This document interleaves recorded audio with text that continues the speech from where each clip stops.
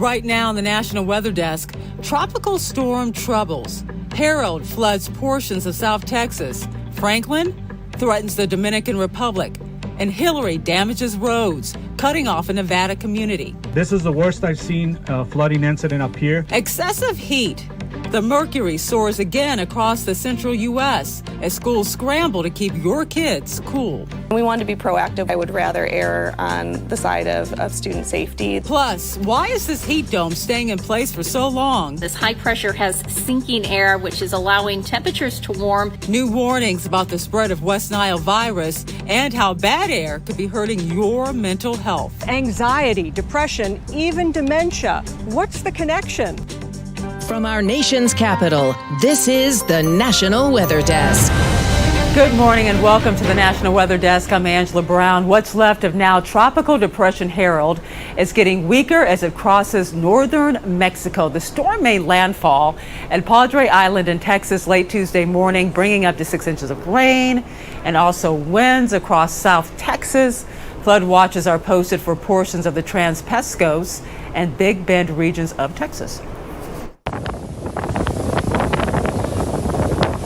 Harold also churned heavy waves in the Gulf of Mexico. These boats took a beating at this marina in Corpus Christi. There was also flooding along the coastline with several inches of water covering the streets. A few businesses were also surrounded by water. Now, all eyes turn to Tropical Storm Franklin. It made landfall this morning along the southern coast of the Dominican Republic. It's packing maximum sustained winds of 50 miles an hour. By the weekend, Franklin is expected to strengthen to a hurricane and could threaten Bermuda, but not the U.S. Further east, we are watching two other disturbances, but it's still way too early to know what will actually happen with them. Officials are still assessing the damage around Mount Charleston in Nevada. The region hit hard by Tropical Storm Hillary on Sunday. Roads to the area remain closed, and officials say the cleanup process could take weeks. Kay DeManchi has more. Much of the Las Vegas Valley felt the impacts of Tropical Storm Hillary over the weekend. Detention basins and flood channels controlled the storm water. It was unlike Mount Charleston, where there was significant destruction from flash flooding and heavy rain, including to parts of Kyle Canyon. What we have is pretty extensive damage to a stretch of about 200 feet of State Route 157, Kyle Canyon Road. Rushing floodwaters and damaged roads trapped hundreds of Mount Charleston area residents and visitors. A boil water order in effect because of damage to the water system and no power due to downed trees and other issues. The damage was so extensive, crews had no timeline to rebuild. So I've been out here as the fire chief since 2008. This is the worst I've seen flooding incident up here. And this isn't the first time Mount Charleston has received significant damage from flooding. Here's video from 2014. Get out! The car is driving! Get out! Get out! Cell phone video from a viewer shows a car being swept away on Interstate 95. We asked crews why this continues to happen year after year, but Justin Hopkins says poor infrastructure isn't to blame. Our roads are prepared for weather events, but this was an extreme fashion. This is something that was, that it would have. This is something that was unforeseen and something that took over more than we would have expected. In the nation's midsection, this will be another day battling excessive heat. More than 100 million Americans are under heat alerts this morning as excessive heat warnings stretch from Minneapolis to New Orleans. The Twin Cities set a daily record high yesterday, and they could actually do it again. The Big Easy should top triple digits, along with Chicago and Cedar Rapids, Iowa. Normal temperatures are expected, though, by the end of this week. In parts of Indiana, the heat index could reach around 105 degrees today, and schools there are revamping their schedules to make sure students are safe. Leo Goldman has more. Edwardsburg's Leo Hoffman Field will be busy on Friday and not on Thursday. We want to be proactive. We know that there's a chance that it might not hit that 104, but I would rather err on the side of student safety than take that chance. The school district moved its season opener football game to Friday because of the heat. It's not the only school district making changes. Penn Harris Madison schools will move recess indoors on Wednesday and Thursday. Doctors say being outside in excessive heat can lead to major health issues, including heat stroke. Heat stroke most often affects individuals who might struggle to stay hydrated, so patients who are elderly or debilitated in some manner. So if you have any family members that are on their own, that you maybe check on every few days, it might be good to go ahead and check on them today. This applies to children and student athletes who might be spending time in the heat. Doctors say staying hydrated and out of the heat is important this week. And it's why new Edwardsburg Superintendent Dr. Courtney Such and her team made the tough decision to move Thursday's game to Friday. Especially when it hasn't been a super hot summer during practice, so they're not acclimated to the weather, and that can add a whole nother layer of possibility of having some issues. And one way schools are measuring heat is something called a wet bulb globe temperature. We don't often hear that term, so let's turn to meteorologist Emily Gracie to find out what it is. The term wet bulb globe temperature may not sound familiar to you, and there's a reason why. It's not generally used by meteorologists, but it's been around a while. In fact, it was first invented in the 1950s in response to numerous heat fatalities that were occurring in the U.S. Armed Forces. It takes into account temperature, humidity, wind speed, sun angle, and cloud cover, and it's often used by military agencies, OSHA, as well as outdoor sports practices. Most of us are more familiar with the widely used heat index, which only takes into consideration temperature and humidity, and is calculated in shady areas. So why isn't the wet bulb globe temperature more widely used among meteorologists? Good question. It may have something to do with the scale. The heat index scale results in temperatures much higher than the actual temperature. That makes people pay attention. The wet bulb globe temperature scale is much lower than the heat index scale and may not effectively convey the heat danger to the general public. Either way, if you work outside in hot weather, it's always a good idea to take shady breaks and stay hydrated. For the National Weather Desk, I'm meteorologist Emily Gracie. And scientists say they found a new technique to predict record-breaking heat waves. According to a new study published in Nature, that technique uses current climate models in a different way. The researchers used it to replicate the 2021 deadly heat wave in the Pacific Northwest. They found cities like Chicago, even Paris, could experience heat waves that are even more extreme in the future. As Eastern Washington State deals with wildfires, officials are encouraging residents to get ready and to also stay ready in case they're in a situation where evacuation is needed. Jackie Kent reports they're telling homeowners and businesses when and how to do so. Along SR2 and Gold Bar, Mark Klein has a deep appreciation for the view where nearly a year ago, flames from the Bolt Creek fire overtook these mountains. Whoever thought we would be dealing with a wildfire in a Pacific Northwest rainforest. He remembers being notified to have a kit ready in case of an evacuation order. Now, the Snohomish County Department of Emergency Management wants people to know what to do in case of another wildfire. We had our stuff packed. We really did. We had stuff by the door. We were ready to go. The Ready, Set, Go campaign simplifies evacuation messages into 3 categories that officials say could save lives. The first phase urges you to have an evacuation plan and a go kit. What are the things for your family that, whether it's the important documents, the passports, the insurance documents. Level 2 is for people who need more time to evacuate to do so, like those with disabilities. And the last phase is for everyone to leave when your home is in immediate danger. You always hope that situation doesn't really transpire, though. Officials say the Bolt Creek fire was the first time they needed this system to evacuate the town of Index and notify of shelter options at the fairgrounds. But they want to send an annual reminder for people to prepare before they are told to leave. When an emergency is happening, there's that added level of stress, and anything that you can do to bring that down for your family and have your checklist developed is going to be beneficial to you in the end. And take a look at this. The EU's space program released this image right here showing a smoke cloud from ongoing wildfires in Greece. The smoke stretches approximately 435 miles and appears to totally engulf the Mediterranean basin. And coming up on the National Weather Desk, we'll look at how poor air quality not only impacts your physical health, but could also be bad news for your mental health. And we'll talk with a farmer about how he prepares his livestock for extreme heat.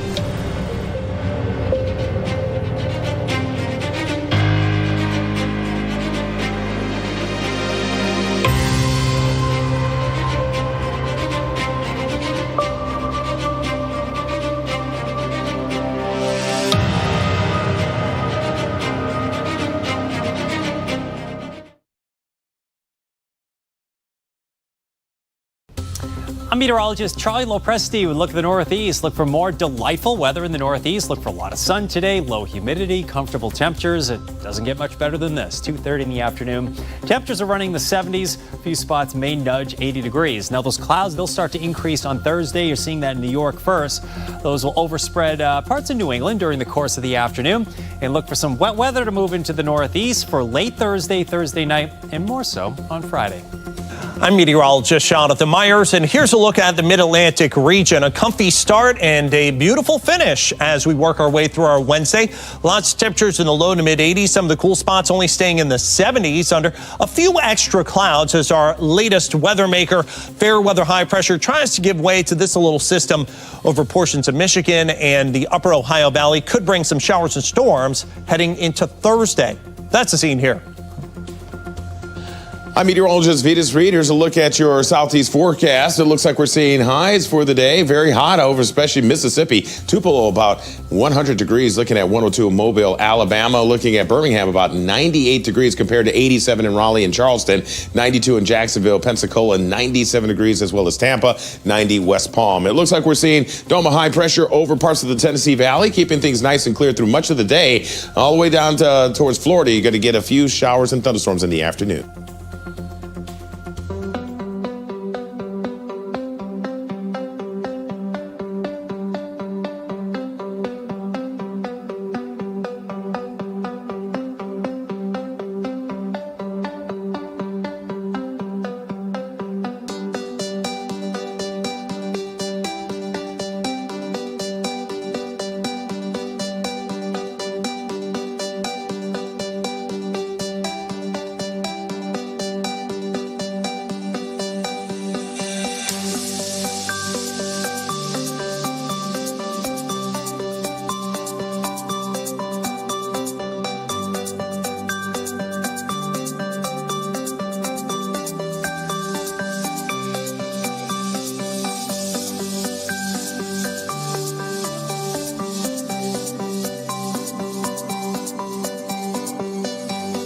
You are watching the National Weather Desk.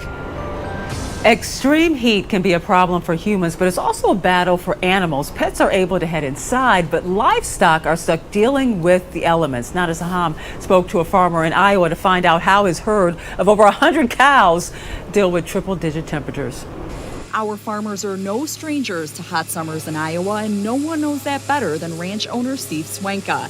And with 125 cows to look after on 600 acres, a triple-digit heat index is not an easy battle. Got to make sure they got shade, feed, and water, and you do that to the best of your ability and hope the weather changes and won't be so dramatic on either end. But factor in the hot weather and dry summer, Steve says the elements are taking their toll. Right now, since these pastures are drying up so badly, we're providing extra feed. We're chopping corn silage. They always drink out of a creek that goes through there. Well, the creek actually dried up about 2 months ago.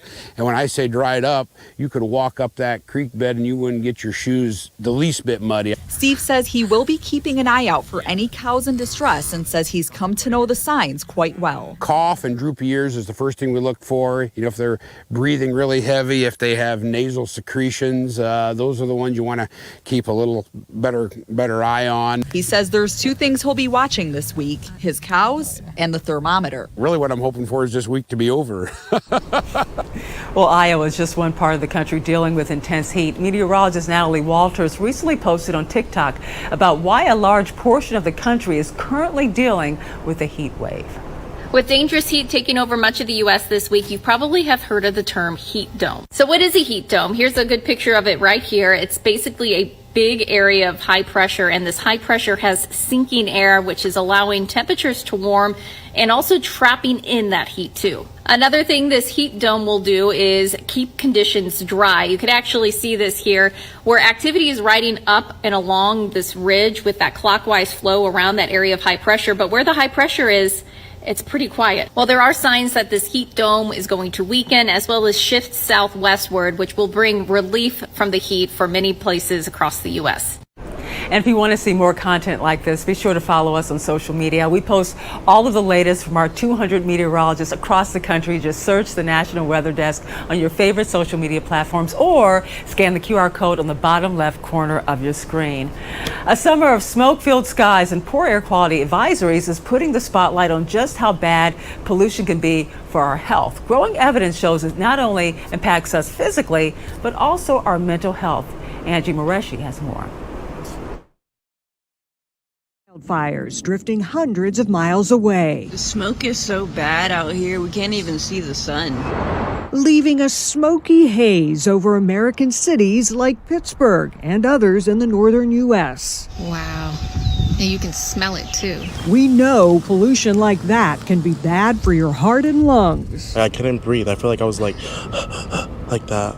Now, growing evidence shows it can impact your brain too.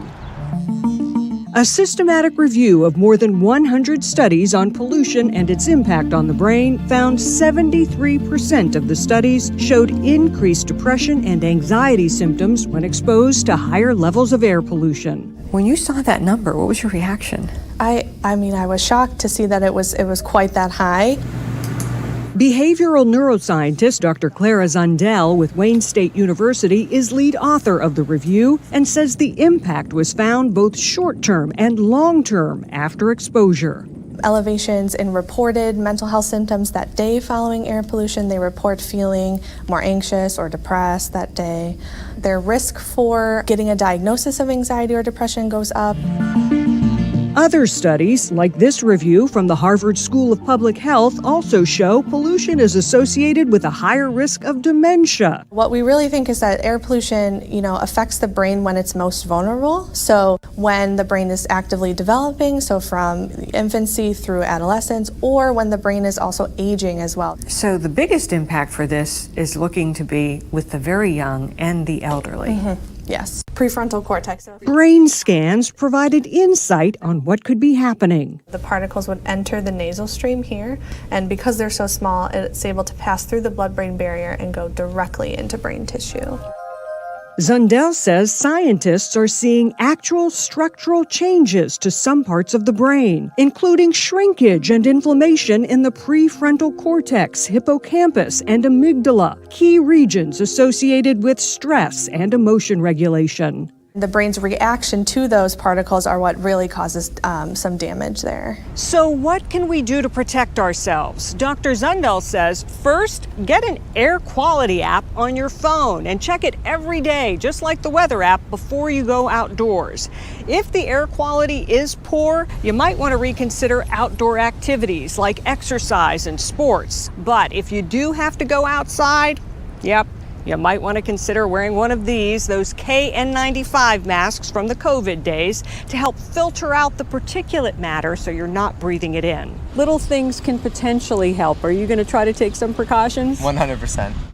For the first time since 2012, the Environmental Protection Agency is proposing to reduce the standard for acceptable levels of particle matter in the air, citing growing scientific evidence of harm they can cause. The new guidelines were announced in January and are awaiting final approval.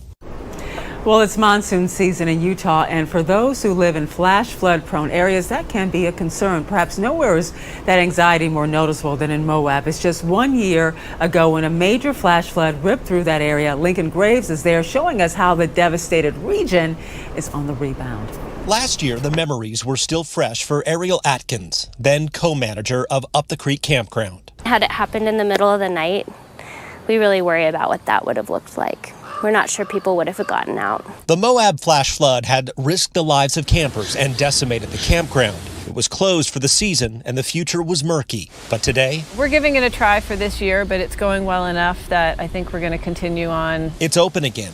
Kirsten Peterson and David Wilson are its new managers. They chose to take on the task partly because of the campground's history. We get all these people who've been coming here for 10, 20 years. The reopening has come with new safety guidelines from city officials. The city forced us to kind of really change the footprint because half the campsites used to be a lot closer to the creek. Just yesterday, a smaller flash flood swept through Mill Creek.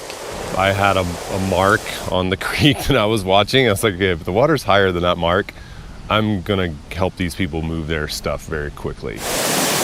It was a flood more typical of what the town sees regularly. But Kirsten says last year opened everyone's eyes, including public safety officials who were monitoring things closely yesterday. You know, it was great to get warnings on our phones and have a policeman, coming through to warn people. I mean, we were already, basically here when he arrived. But just to be able to work with the local safety officials to make sure that we are doing everything we can. And let's take in some views of Moab from above before a short break.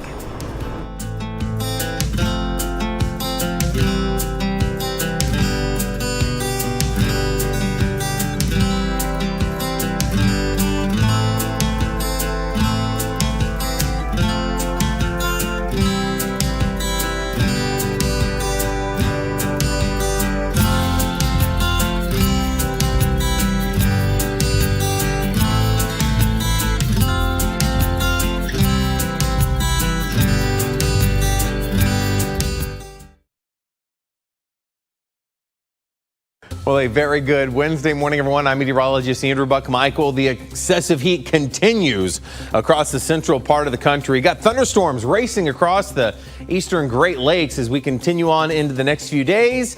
Pretty similar setup. This heat continues across a lot of the Midwest, but slowly nudges a little closer to the Great Lakes for the day tomorrow. And finally starting to see some relief, at least dipping into the 90s for a lot of the Central Plains by Friday. Good morning. I'm meteorologist Alex Garcia. Here's a look at your regional weather. We're starting out in the 70s out toward the west. That's where rain cooled. 80s everywhere else. So it's a little warm and sticky. We'll see more clouds and rain move up through El Paso back out to the west. Everybody else will stay relatively dry and, of course, returning back to the heat again as we watch those temperatures get back up into the 90s and triple digits. I'm meteorologist Alex Garcia, and that's a look at your regional weather. Well, hi there, everybody, and a good Wednesday morning to you. I'm meteorologist Shannon O'Donnell. A lot of interesting weather out west. We've got the heat and the monsoonal moisture around Phoenix. Temps in southern Arizona still back into the triple digits. 82 in Reno, and we're looking for the smoke to once again take over in parts of the northwest as things quiet down and warm back up. Again, the remnants of more tropical storms, this time from Harold, pushing into the desert southwest today. And that's the scene from here.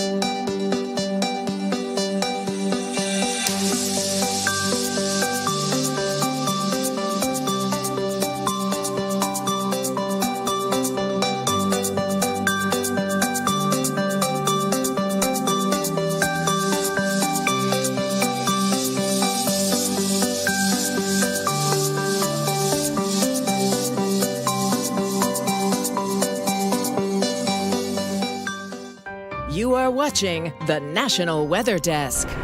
The CDC says cases of West Nile virus are increasing across the U.S. and we are now entering peak mosquito season in many places. Bob Aaron looks at the dangers.